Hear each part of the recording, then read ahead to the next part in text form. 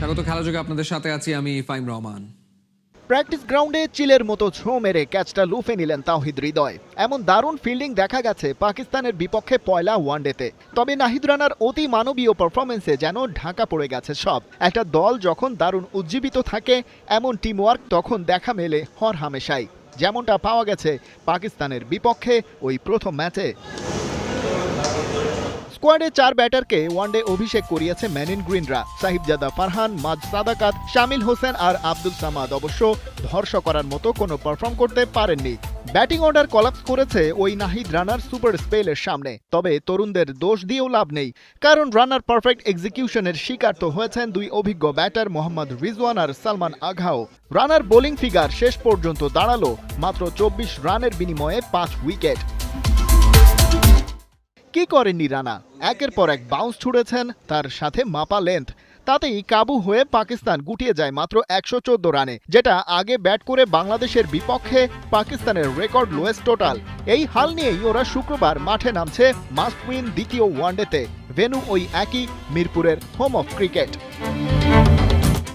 মজার ব্যাপার, আগের ম্যাচে ব্যাটিং বিপর্যয়ের পর বল হাতেও এলোমেলো ছিল পাকিস্তান। ওয়াইডি কনসিড করেছে 14টা। টাইগাররা তার মৌকাও নিয়েছে সমানে। তানজিদ তামিম ক্যারিয়ারের 5 নম্বর 50 তুলে নিয়েছেন, আর বাংলাদেশ তাদের টার্গেট চেজ করেছে 8 উইকেট আর 209 বল হাতে রেখেই।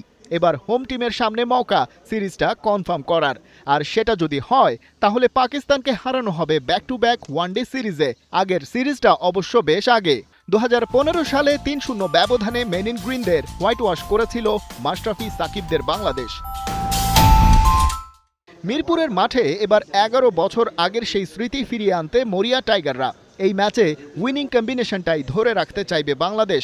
পাকিস্তানও প্যানিক হয়ে সব বদলে ফেলতে চায় না, তাই 4 ডেবিউটেন্ট ব্যাটার হয়তো এখনই একাদশ থেকে জায়গা হারাচ্ছেন না। তবে 3 ওভার 1 বল করে 24 রান কনসিড করা মোহাম্মদ ওয়াসিমের জায়গায় একাদশে ঢুকতে পারেন হারিস রৌফ।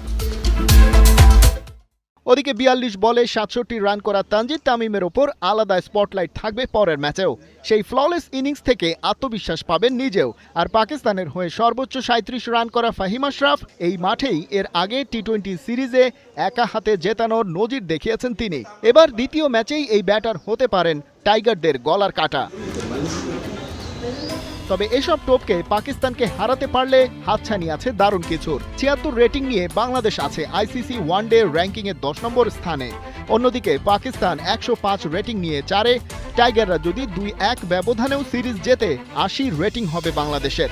পাকিস্তানের রেটিং কমে হবে 101। অতিথিরা থেকে যাবে 4 নম্বরেই, বাংলাদেশ উঠবে 9-এ। আর জানাই আছে হোম টিমের বাইরে 8টি দেশ সরাসরি কোয়ালিফাই করবে 2027 বিশ্বকাপে। আগের 5 আসরে না পেলেও প্রথমবারের মতো এবার দ্য 100-এ আকাশচুম্বী চাহিদায় দল পেলেন টাইগার ক্রিকেটার। ড্রাফটের নাম দিয়েই বাজিমাত করে ফেললেন তিনি। প্রথম বাংলাদেশি হিসেবে ইংল্যান্ডের শীর্ষ লিগটাতে দেখা যাবে তাকে। দুর্দান্ত পারফরমেন্সের স্বীকৃতি হিসেবে এমন সুযোগ পেলেন এই বোলার। আকাশচুম্বী চাহিদায় দ্য 100-এ তবে কোন বাংলাদেশি সুযোগ পেলেন সেটার বিস্তারিত রিপোর্টে। Any more 100,000, that is the bid. Mustafizur Rahman bid 100,000 to be sold to the Birmingham Phoenix in the 100 auction. The player is sold.